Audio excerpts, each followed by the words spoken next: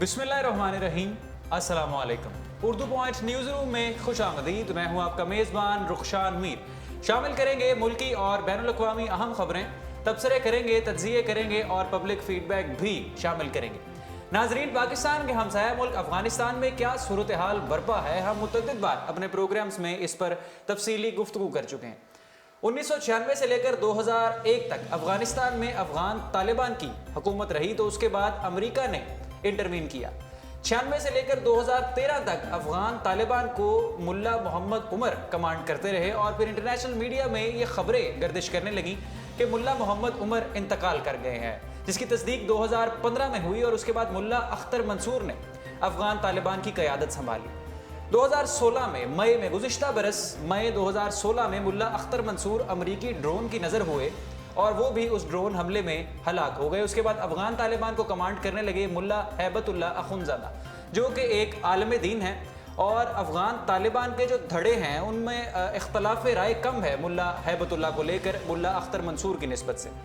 एक अमरीकी जरीदे ने एक एक्सक्लूसिव स्टोरी पब्लिश की है और ये क्लेम किया है कि रशिया, पाकिस्तान और चाइना, तीनों ममालिक की जो ट्रायो है, ये मिलकर अफगानिस्तान में मदाखलत करना चाहते हैं, इंटरवेंशन करना चाहते हैं। अमेरिकी जरीदे की ये खबर क्या थी, इसका पस मंज़र क्या था और इसकी क्या वजूहात थी, आप आज अपने प्रोग्राम में इस स्टोरी पर तफसीली गुफ्तगू करेंगे, जिसके लिए मेरे साथ मौजूद हैं मोहम्मद अली, सहाफ़ी हैं, रिसर्चर हैं और पाक अफगान ताल्लुकात के हवाले से गहरी नज़र रखते हैं। इस एक्सक्लूसिव स्टोरी पर आज तफसीली गुफ्तगू करेंगे, मगर उससे पहले शामिल करते हैं कुछ इंतहाई अहम खबरें। मुल्क की सूरत हाल क्या है? कल 23 मार्च करारदाद लाहौर 1940 23 मार्च को मंजूर हुई और हर साल पाकिस्तान उसी याद में करारदाद लाहौर, करारदाद पाकिस्तान की याद में जश्न मनाते हैं, उस दिन को सेलिब्रेट करते हैं। कल पूरे पाकिस्तान में इसकी तकारीब हुई। इस्लामाबाद में फ़ौजी परेड हुई जिसमें चाइना से और टर्की से खसूसी दस्तों ने शिरकत की और पाकिस्तान में जितने भी गैर मुल्की सफ़ीर मौजूद हैं, तमाम सफ़ीर उस परेड का हिस्सा बने। लाहौर में मीनार पाकिस्तान मंटो पार्क, जिसे अब नाम उसका तब्दील करके द ग्रेटर इकबाल पार्क रख दिया गया है, वहाँ पर भी आज़ादी का जश्न मनाया गया, करारदाद का जश्न मनाया गया, वहाँ पर लाइटिंग भी की गई।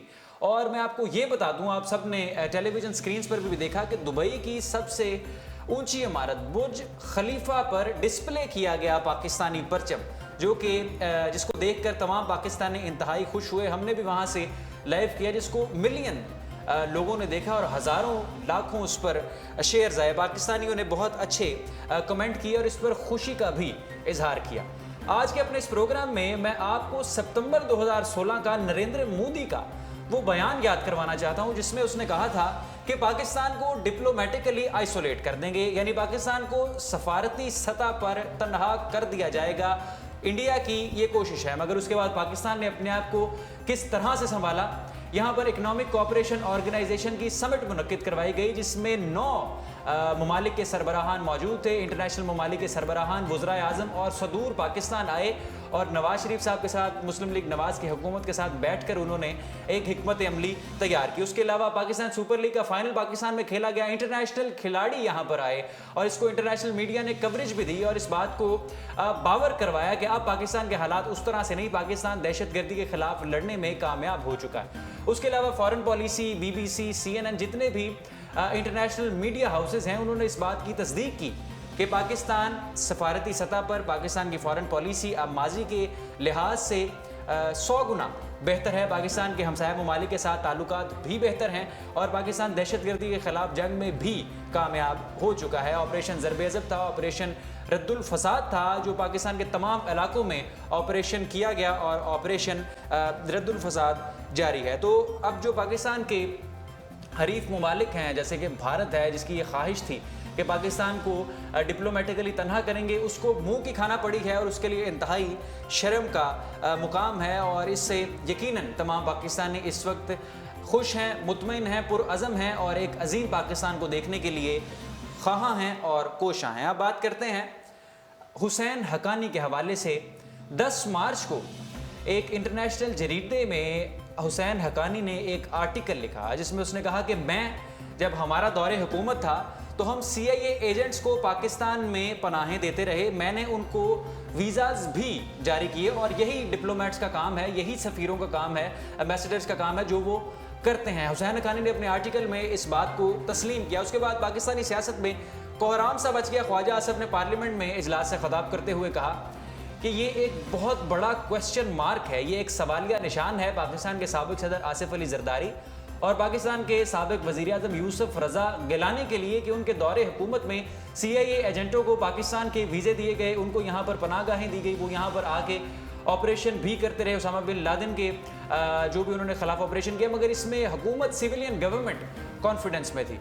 ख्वाजा आसिफ ने यह मुतालबा किया कि एक आज़ाद कमीशन तश्कील दिया जाए और इस बात को इस तरह से कहकर निगलेक्ट ना किया जाए कि हुसैन हक्कानी एक गद्दार है, बल्कि इसमें सिविलियन गवर्नमेंट की इन्वॉल्वमेंट है, आसिफ अली जरदारी की, यूसुफ रज़ा गिलानी की, तो एक आज़ाद कमीशन तश्कील दिया जाए जो कि इस बात का खोज लगाए।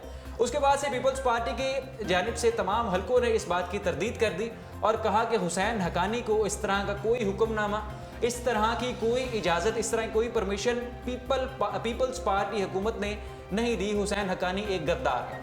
मगर कल हुसैन हक्कानी ने वो डॉक्यूमेंट, वो परमिशन लेटर पब्लिक कर दिया है जिसमें साबिक सदर यूसुफ रज़ा गिलानी ने हुसैन हक्कानी को ये इजाज़त दी है कि आप CIA एजेंट्स को पाकिस्तान का वीज़ा दें और वो पाकिस्तान में आकर अपनी ये सारी इस तरह की कार्रवाइयाँ कर सकें। तो ये एक इंतहाई, ये भी इस वक्त सवालिया निशान है पाकिस्तान पीपल्स पार्टी पे। और दूसरी जानिब जो आसिफ अली जरदारी हैं, पाकिस्तान में मौजूद हैं और इंतहाई मुतहरिक हैं, सरगर्म हैं, उन्होंने इस बात का कोई ख़ास नोटिस नहीं लिया, इस हवाले से कोई बयान नहीं दिया, मगर वो आज भी लाहौर से मुल्तान चले गए हैं और पंजाब में अपनी सियासी मुहिम का उन्होंने आगाज़ कर दिया है। उनका कहना है कि वो पंजाब में भी हुकूमत कायम कर सकते हैं। एक निजी TV चैनल में सहाफ़ी को इंटरव्यू देते हुए उन्होंने ये कहा कि ऐसा ना हो जाए कि जिस तरह सैफुल्ला मेरे कदमों में आकर गिरा, इनको भी आकर गिरना पड़े। नैब के चेयरमैन, नेशनल अकाउंटेबिलिटी ब्यूरो जो एहतसाबी अदारा है, उसके चेयरमैन की या किसी अफसर की क्या मजाल है, उसकी क्या हैसियत है कि मेरे खिलाफ वो कोई केस ला खड़ा करे, मेरे खिलाफ तफ्तीश का आगाज़ करे। मैं इनको भी थ्रेट करना चाहता हूँ। ये जो पाकिस्तान की इस वक्त सिविलियन हुकूमत है, उन्होंने नाम लिया, थोड़ा तंज किया कि जिनके बालों को ही कुछ नहीं होता, शहबाज शरीफ साहब और नवाज शरीफ साहब की तरफ उनका इशारा था। तो मोहम्मद अली साहब, आप हमारे साथ स्टूडियो में मौजूद हैं। कैसा देखते हैं पाकिस्तान पीपल्स पार्टी की पंजाब में जो सरगर्मियाँ हैं? आज वो पहुँच चुके हैं लाहौर से मुल्तान और उन्होंने ये कहा कि लाड़काना में मैं MNA का इंतखाब लड़ूंगा और जामशोरों में बिलावल भुट्टो MNA के लिए कंटेस्ट करेंगे। जी रुखसान, अपनी स्टूडियो में दावत देने के लिए सबसे पहले तो मैं आपका शुक्रिया अदा करता हूँ। रुखसान, पीपल्स पार्टी अब वक्त के साथ साथ ये सेंस कर रही है कि पानामा केस में शायद अगर हुकूमत वक्त के ख़िलाफ़ अगर फैसला आता है तो पीपल्स पार्टी को अब पंजाब की सियासत में, ख़ासकर जहाँ पर पंजाब की सियासत में पिछले कई बरसों से पीपल्स पार्टी बिल्कुल कहीं नज़र नहीं आती, अब पीपल्स पार्टी दोबारा से इन होने की कोशिश कर रही है। उसी सिलसिले में आसिफ अली जरदारी इन दिनों पंजाब में मौजूद हैं। बिलावल भुट्टो भी कई मरतबा पंजाब के बड़े तूफ़ानी दौरे कर चुके हैं।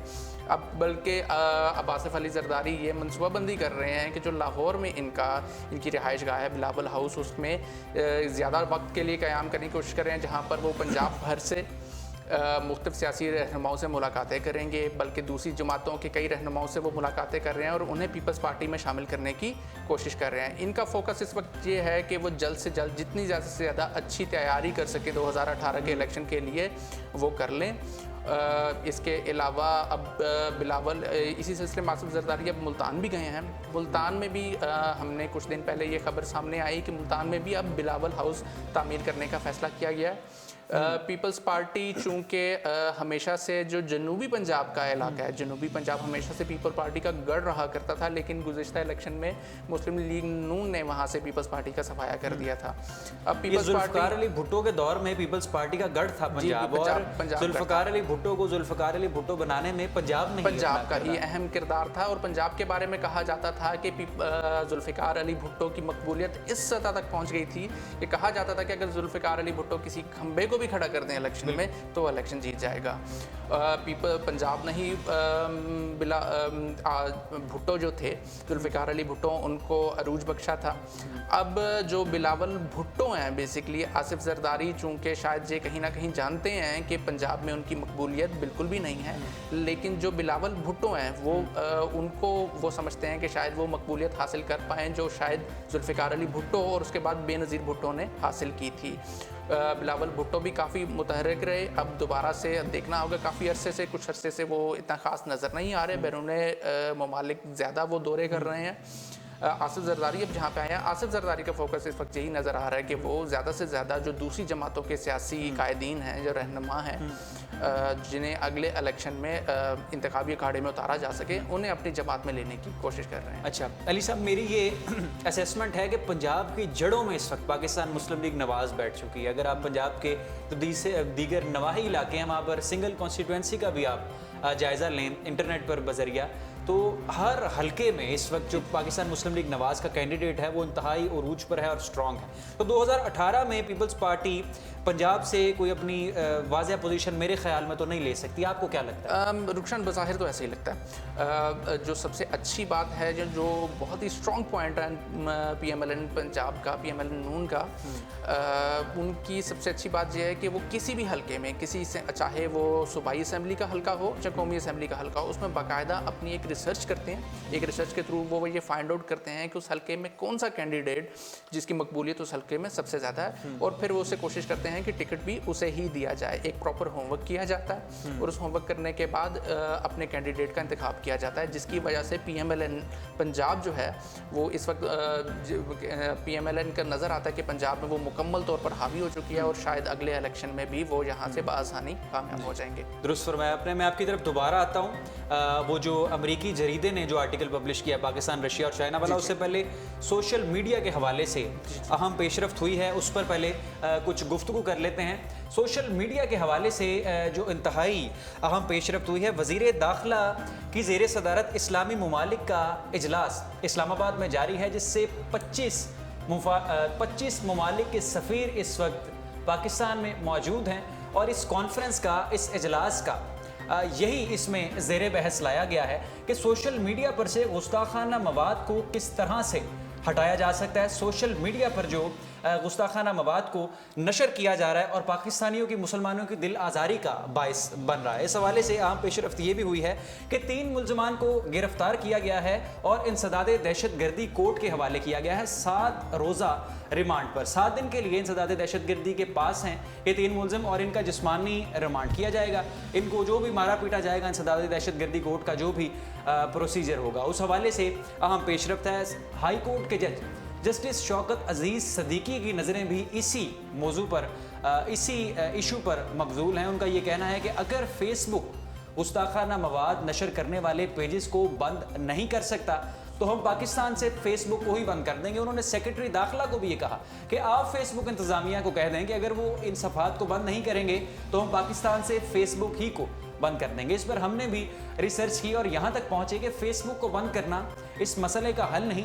बहुत सी प्रॉक्सीज़ हैं, उनको इस्तेमाल करते हुए हम इन पेजेस को ब्लॉक कर सकते हैं, ऐसे URLs को भी ऐड कर सकते हैं, ऐसे हैशटैग्स को, कि जिसको इस्तेमाल करते हुए पाकिस्तान में इस तरह का ब्लास्फेमस कंटेंट या कोई भी ऐसी तस्वीर, कोई भी ऐसी वीडियो, कोई भी ऐसा स्टेटस जो नबी रहमत सल्लल्लाहु अलैहि वसल्लम की शान में गुस्ताखी का बायस बने और लाखों करोड़ों अरबों मुसलमानों की दिल आज़ारी का, उनकी तज़हीक का, उनके लिए परेशानी का बायस बने, उसको हम ब्लॉक कर सकते हैं। वज़ीर दाखिला चौधरी निसार अली खान इस सारे मामले को बहुत सीरियसली ले रहे हैं। 25 सफ़ीर आज इस्लामाबाद में मौजूद हैं, मुख्तलिफ इस्लामी ममालिक से उनका ताल्लुक़ है और इस इजलास का यही मौजू है कि सोशल मीडिया को इस्लामी दुनिया, जिनके कुछ ऐसे ममालिक जिनके हालात इकनॉमिकली बेहतर हैं, वो इसमें अपना किरदार अदा करें और सोशल मीडिया से टोटली ऐसे कंटेंट का सफाया किया जा सके। पहले यूट्यूब पर ऐसी किसी फिल्म का ट्रेलर चला था और हमने यूट्यूब को पाकिस्तान में ब्लॉक कर दिया था और कई महीने, साल ये यूट्यूब पाकिस्तान में ब्लॉक रही है। तो ये एक खुशाइंद बात भी है कि हमारी जो